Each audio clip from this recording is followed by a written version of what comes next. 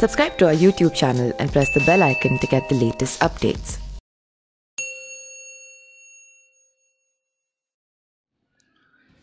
मेघालय के राज्यपाल सत्यपाल मलिक का कहना है कि गोवा में बहुत भ्रष्टाचार है। प्रधानमंत्री नरेंद्र मोदी को इस पर ध्यान देना चाहिए। उन्होंने ये बातें टीवी टुडे के कंसल्टिंग एडिटर राजदीप सरदेसाई को एक खास इंटरव्यू में कही। सत्यपाल मलिक गोवा के राज्यपाल भी रहे हैं। सत्यपाल मलिक ने कहा कि गोवा में बीजेपी सरकार कोविड से ठीक तरह से निपट नहीं पाई और मैं अपने इस बयान पर कायम हूं। गोवा सरकार ने जो कुछ भी किया उसमें भ्रष्टाचार था।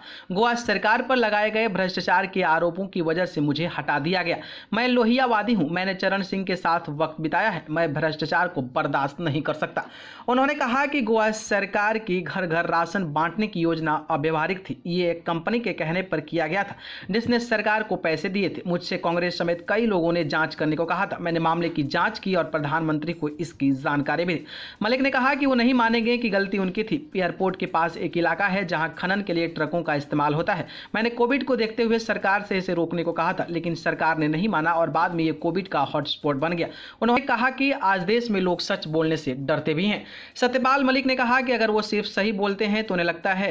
उन्होंने कहा कि मौजूदा सरकार राज्य भवन को ठहराकर नया भवन बनाना चाहती थी, लेकिन इसकी कोई जरूरत नहीं थी। उन्होंने कहा कि ये तब प्रस्तावित किया था जब सरकार वित्तीय दबाव में थी। वहीं बात करें तो किसानों के समर्थन में भी सत्यपाल मलिक ने कई सारी बातें बोली। तो वहीं चुनाव को लेकर भी उन्होंने कहा कि इस आंदोलन से भारतीय जनता पार्टी को काफी ज्यादा नुकसान होने वाला है। और जिस तरीके से सत्यपाल मलिक का बयान आया है उसके बाद से पूरे देश में चर्चा होने लगी है कि एक संवैधानिक पद पर बीजेपी के द्वारा बनाए गए सत्यपाल मलिक, जो अभी आपके अगर गवर्नर हैं और उन्होंने बीजेपी सरकार पर अगर ऐसे निशाना साधा है तो आप अंदाजा लगा सकते हैं कि एक गवर्नर के द्वारा कही जा रही बात को लोगों में कितना ज्यादा गंभीरता है और इस सरकार किस तरीके से अपने हथकंडे अपना रही है, किस तरीके से जो है लोगों पर शासन करने के लिए जोर जुल्म का सहारा ले रही है। ये सारी बातें इनके बातों से स्पष्ट होता है।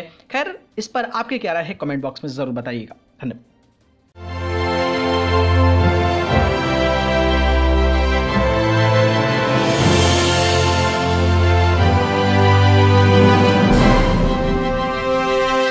Subscribe to our YouTube channel and press the bell icon to get the latest updates.